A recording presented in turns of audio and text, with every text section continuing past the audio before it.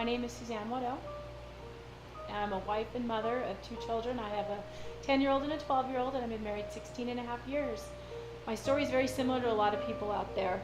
I'm a wife and working mother, and about 4.5 years ago, our life was just existing. Our marriage was just existing. We didn't really have a lot of communication.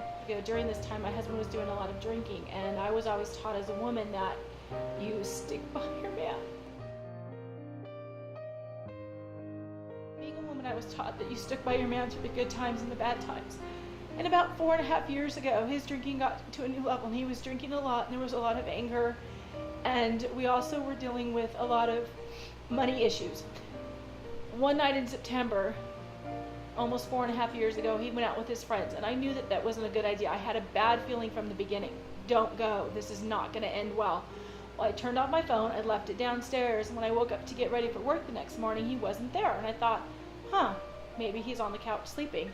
Well, it turned out he'd been pulled over by the law, and after it was all said and done, he received a DWAI. Therefore, he'd lost his license for a year. Now I felt like my life was spinning out of control.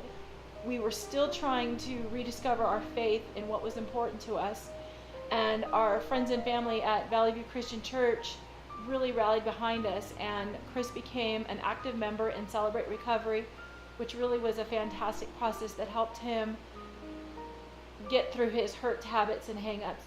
But even though we were going through that, we still were facing a lot of money issues, and we were communicating, but at that point our marriage was broken. And then it all came to a head on his birthday in December, and basically he was ready to leave. We had some huge financial woes, and he was tired of it, and I was tired of it, and we both were broken. After a long conversation and a lot of prayer, we decided we needed to do this together, that there was still enough love to make this work. So we both participated in Financial Peace University here at Valley View, and that really gave us some insight on how we needed to handle God's money. After months of hard work, Chris was finally engaged in our finances, and I was being honest about our finances, and we would sit down once a month and go over our bills. And we learned to laugh, and we learned to play, and we learned to have fun, and our kids really started seeing that.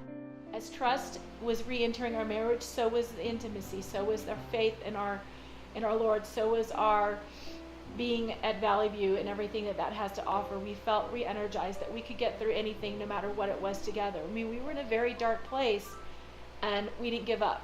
Our faith is stronger than it's ever been. Our commitment to the Lord is stronger than it's ever been, and we really treasure the outreach programs at Valley View that has provided us throughout these years.